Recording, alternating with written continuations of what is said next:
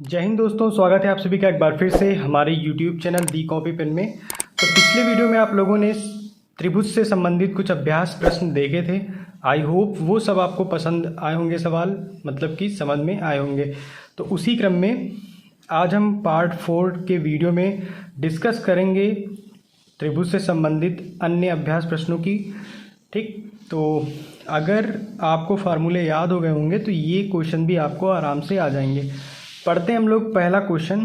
तो पहला क्वेश्चन है कि 16 सेंटीमीटर, 20 सेंटीमीटर और 28 सेंटीमीटर भुजा वाले जो त्रिभुज की 3 भुजाओं के मध्य बिंदुओं को मिलाया जाता है, इसके ठीक बीचों बीच में बनी त्रिभुज का हमको क्षेत्रफल ज्ञात करना है।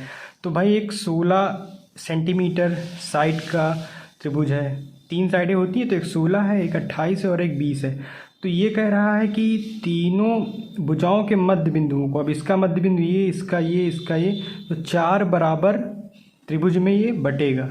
ठीक है, 1 2 3 4, ये चारों त्रिभुज जो बने हैं सब बराबर होंगे।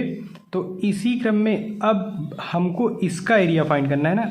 अगर इस बड़े वाले त्रिभुज का एरिया फाइंड करना होता तो आप लोग आराम से फार्मूला लगा देते, अर्ध परिमाप निकाल के।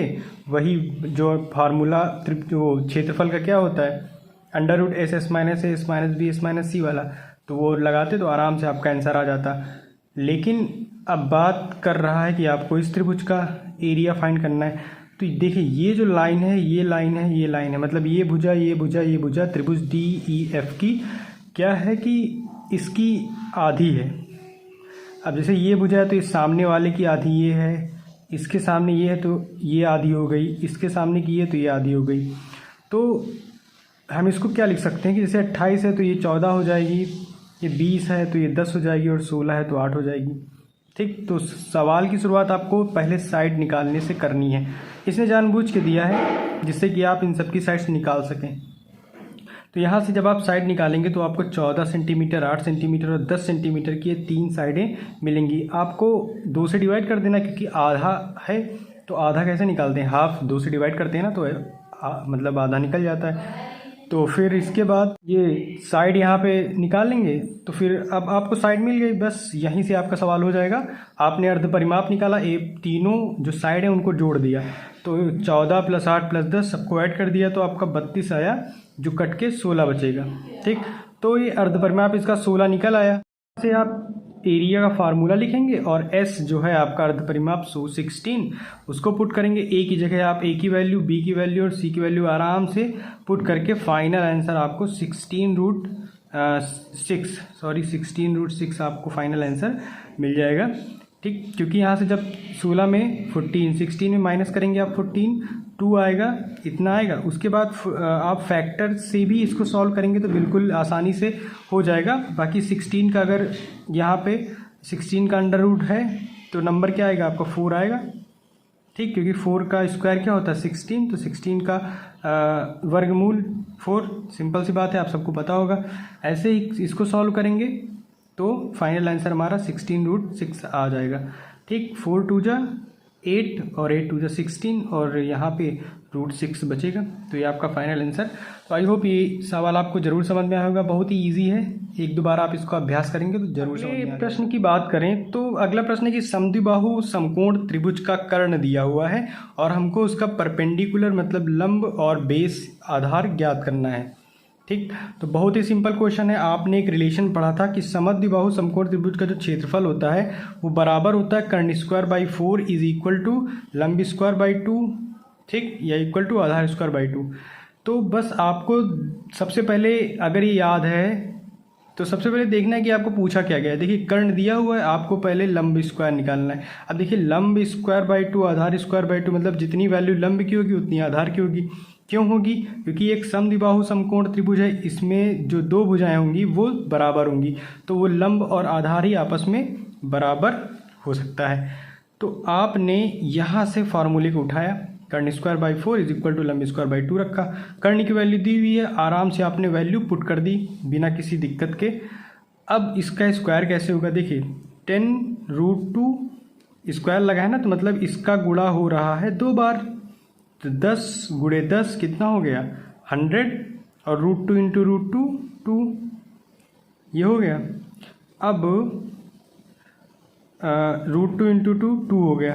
तो हमने क्या लिख लिया 10 गुणे 2, तो ये देखिए वहीं पे यहाँ पे 10 गुणे 2 लिख लिया। अब नीचे 4 है तो 25 चौके 100 होता है, तो 25 से तो भाई कट जाएगा, तो 25 से कट जाएगा। उसके बाद 25 और ये मल्टीप्लाई में, तो 25 दूना 50, और इधर भाग में है तो इधर जाएगा तो काहे में हो जाएगा, ये भी गुणे में हो जाएगा। तो कुल मिला के आपका लंब स्क्वायर की वैल्यू 100 आ जाएगी। और यहाँ पे स्क्वायर है, जब इधर जाएगा तो ये वर्गमूल, इसके ऊपर वर्गमूल का निशान लग जाएगा, चिन्ह लग जाएगा, अंडर रूट का चिन्ह लग जाएगा। अब क्या होगा, इसकी वैल्यू क्या होती है 10 होती है, तो लंब कितने आ गए 10। अब जितना भाई लंब है उतना आधार है, दोनों की वैल्यू सेम हो जाएगी, तो ये भी 10 आ जाएगा। ठीक, तो आई होप ये भी जो क्वेश्चन है आपको आराम से समझ में आ गया होगा। अगर इसकी जगह आधार भी पूछा जाए, ठीक, आधार पूछा जाए तो ऐसे लगेगा, या लंब दे दिया जाए कर्ण पूछा जाए तो ऐसे लगेगा, या एरिया दे दिया जाए कर्ण पूछा जाए तब भी ये सवाल ऐसे लगेगा। मतलब कहने का मतलब ये है कि एक वैल्यू दी रहेगी तो आप आराम से दूसरी वैल्यू को निकाल सकते हैं। तीसरे सवाल की ओर चलते हैं। तो है कि एक त्रिभुजाकार खेत की 3 भुजाएं दी हुई हैं जिनकी लंबाई आपको 15 मीटर, 20 मीटर और 25 मीटर दी हुई है। ठीक, अब भाई उसमें 5 रुपये प्रति वर्ग मीटर की दर पर बीज बोने की लागत की गणना कीजिए। ऐसे भी क्वेश्चन देख लीजिए। ठीक, तो ऐसे जो क्वेश्चन हैं कभी कभी मान लीजिए रोड से संबंधित भी आ सकते हैं कि रोड से संबंधित तो आपको आयत में देखने को मिलेंगे। फिलहाल अभी ये क्वेश्चन देखिए, तो यहाँ पे खेत से रिलेटेड है कि भाई 5 रुपये प्रति वर्ग मीटर की दर से बीज अगर किसान या कोई भी बोएगा तो लागत कितनी आएगी, पैसा कितना उसको पे करना पड़ेगा, उस मतलब कितना पैसा आएगा खर्चा। तो हमने क्या किया कि एक ड्रॉ कर लिया ऐसे रफ फिगर समझने के लिए। तो भाई 15 मीटर, 20 मीटर और 25 मीटर। अब ये समकोण क्यों बनाया, आप देखिए अगर 15 का स्क्वायर करेंगे तो 225 और 20 का करेंगे 400, तो मतलब दोनों मिला के आ जाएगा ना आपका 625। तो ये 25 का स्क्वायर होता है, मतलब ये एक समकोण त्रिभुज हुआ ना, तभी दोनों का स्क्वायर को प्लस करने पर, ठीक है, इसका स्क्वायर करेंगे, इसका स्क्वायर करेंगे और दोनों को ऐड करेंगे तब कर्ण का जो स्क्वायर करेंगे उसकी वैल्यू आ जाएगी। तभी तो समकोण का वो पाइथागोरस प्रमेय क्या होती है, कर्ण स्क्वायर बराबर लंब स्क्वायर प्लस आधार स्क्वायर, पता होगा आपको। तो जब हमको ये बेस मिल गया और परपेंडिकुलर मतलब लंब और आधार मिल गया, तो हम यहाँ पे खेत का क्षेत्रफल आराम से 1/2 आधार गुणे लंब से निकाल सकते हैं। ठीक, तो आपने ये फार्मूले से यहाँ पे वैल्यू पुट की, इसका आधार 20 है और लंब कितना है 15, तो 150 मीटर स्क्वायर आंसर आ गया। अब देखिए 5 रुपये प्रति वर्ग, तो 1 मीटर पर कितना खर्च आएगा 5 रुपये। ठीक, उसी तरह 150 मीटर स्क्वायर का अगर एरिया है तो 5 रुपये प्रति वर्ग की दर से 20 बोने की लागत क्या आएगी, इसको इससे मल्टीप्लाई कर देंगे तो हमारा 700 रुपये आ जाएगा। तो ये भी सवाल सिंपल था, समझना था आप सबको। अब एक और सवाल देखते हैं। हमारा अगला सवाल क्या है कि एक त्रिभुज का परिमाप दिया हुआ है 54 मीटर और इसकी भुजाएं हमको अनुपात या रेशियो में दी गई हैं, तो क्षेत्रफल ज्ञात करना। देखिए ऐसे सवालों को भी सॉल्व करने का सबसे अच्छा तरीका कि आप भुजा को मान लें, जो रेशियो होते हैं वो किसी न किसी साइड के होते हैं, मतलब कोई ना कोई ऐसा नंबर होगा जो इसके मल्टीपल में होगा। तो इसकी भुजाएं हम मान लेंगे 5x, 6x और 7x मीटर। ओके, इतने में आपको कोई समस्या नहीं होगी, एकदम आसान है। अब परिमाप आपको पता है, परिमाप क्या होता है कि त्रिभुज है जैसे, तो सभी भुजाओं का योग ही क्या होता है, परिमाप होता है। जो बाउंड्री होती हैं ट्रायंगल की, इनको आप ऐड कर लेंगे तो परिमाप निकल आएगा। तो परिमाप तो हमको दिया हुआ है ना, मतलब इनको अगर ऐड करेंगे तो आपको 54 मिल जाएगा, तो हमने वही किया। तो 54 है परिमाप बराबर सबको ऐड कर दिया जितनी भी वैल्यू थी, तो यहाँ से ये सब ऐड हो गया 18 आया, तो 54 बराबर 18, तो 18 से 54 कट जाएगा तो x की वैल्यू आपको 3 मिल जाएगी। अब जब x की वैल्यू आपको 3 मिल गई तो आप जो साइड्स थी वो तो आपको मिल जाएंगी।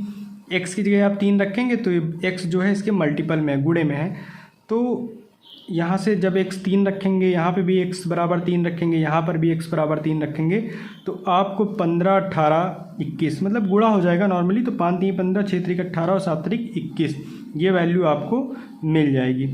अब यहाँ से आपको 3 भुजाएं मिल गई, तीनों अलग अलग नाप की हैं। तो जब हमको कुछ ऐसी सिचुएशन मिलती है तो हम यही वाला फार्मूला लगाते हैं, ABC की वैल्यू अलग। तो उसी तरह फिर हमने इसका अर्ध परिमाप निकाला, ठीक, सबको ऐड कर लिया, 54 आया, 54 को 2 से डिवाइड किया, 27 आ गया। फिर यहाँ पे s की जगह 27 की वैल्यू, a की जगह, b की जगह, c की जगह क्रमशः हम ये वैल्यू पुट कर देंगे। तो फिर यहाँ पर भी आपको जब इसको सॉल्व करेंगे तो 27, 12, 9, 6 मिलेगा। 27 देखिए, 27 को 3 गुणे 3 गुणे 3 लिख सकते हैं, 12 को 4 गुणे 3 लिख सकते हैं, 9 को 9 ही पड़ा रहने दीजिए क्योंकि ये अभी इसका जो एक परफेक्ट नंबर आपको नीचे मिल जाएगा। और 6 को 3 गुणे 2 में लिख सकते हैं। तो यहाँ से 3 3 के 2 जोड़े बन गए, तो हम बाहर 1 लिखेंगे। यहाँ पे भी 3 3 को देखिए 2 है तो बाहर भी हम 1 लिखेंगे। 4 का अंडर रूट क्या होगा 2, और वैसे ही 9 का 3, और बचा कितना 3 गुणे 2 यानी 3 दूनी 6, तो इसको हम वर्गमूल में ही रहने देंगे। तो इनको गुणा करने पर 54 आया, तो 54√6 मीटर आपको फाइनल आंसर मिल गया। तो आई होप ये सवाल भी आपको ज़रूर समझ में आया होगा। ऐसे भी सवाल पूछ सकते हैं तो आप इनको अच्छे से लगा लें। 5वां क्वेश्चन है कि एक समबाहु त्रिभुज की मध्यिका, ठीक है, ये समबाहु त्रिभुज जिसकी सभी साइड्स क्या होती हैं, इक्वल होती हैं, और ये जो मध्यिका है, ठीक है, ये मध्यिका जो है इसकी लंबाई दी हुई है 6√3। अब हमको उस त्रिभुज का क्षेत्रफल ज्ञात करना है। तो अगर आपको ये कॉन्सेप्ट पता होगा कि देखिए ये हो गई कर्ण, ये हो गया आपका आधार, और ये हो गया आपका लंब, ठीक है। तो कर्ण, ठीक, और ये लंब और ये आधार। तो ये आपको एक प्रकार से जो मध्यिका है वो लंब है, तो वो उसकी वैल्यू आपको दी हुई है। और जो समबाहु त्रिभुज होता है वो सेम साइड की जो लेंथ होती है सेम होती है। तो ये x है, ये भी x है, और ये भी x है। अगर मान लें x, तो ये भी x हो गई, ये भी x हो गई, और ये भी x हो गई। तो अब ये पूरी लाइन कितनी है, x है, हमको इसकी वैल्यू चाहिए, तो आधी है ना, तो ये x/2 हो जाएगी, और ये x हो जाएगी, और ये 6√3 हो जाएगी। अब जब आप पाइथागोरस प्रमेय से निकालेंगे तो आपको फाइनल आंसर ये मिलेगा √3/2 भुजा। इसलिए यहाँ पे डायरेक्ट सूत्र बना दिया गया, समबाहु त्रिभुज की माध्यिका बराबर √3/2 इंटू भुजा। ठीक, तो अगर आपको याद नहीं करना है तो आप इस कॉन्सेप्ट से भी निकाल सकते हैं, सेम आंसर आएगा। अब हमको माध्यिका दी हुई है तो हमने माध्यिका की जगह माध्यिका की वैल्यू रख दी, और फिर उसके बाद √3/2 इंटू भुजा। तो यहाँ से आपको साइन मिल गई ना, √3 से √3 कट गया, और 6 2 जा 12 या 6 दूनी 12, तो भुजा इसकी 12 सेंटीमीटर मिल गई। अब समबाहु त्रिभुज का क्षेत्रफल का फार्मूला आप सबको पता है कि √3/4 इंटू भुजा का स्क्वायर।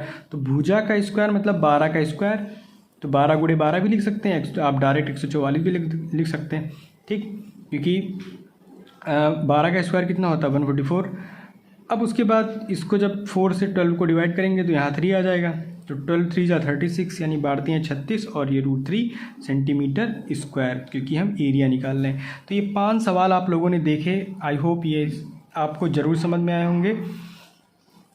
मिलते हैं हम लोग अपने अगले वीडियो में एक नए टॉपिक के साथ, या फिर अगर इससे संबंधित और भी क्वेश्चन मिलेंगे अच्छे एग्ज़ाम से रिलेटेड तो नेक्स्ट वीडियो में वो लेकर आऊँगा, नहीं तो फिर हम अपने अगले टॉपिक की तरफ चलेंगे। तो वीडियो में अंत तक बने रहने के लिए आपका बहुत बहुत धन्यवाद। और अगर आप चैनल पर नए हैं तो प्लीज़ चैनल को सब्सक्राइब करें, लाइक करें, और दोस्तों को भी वीडियो ज़रूर शेयर करें।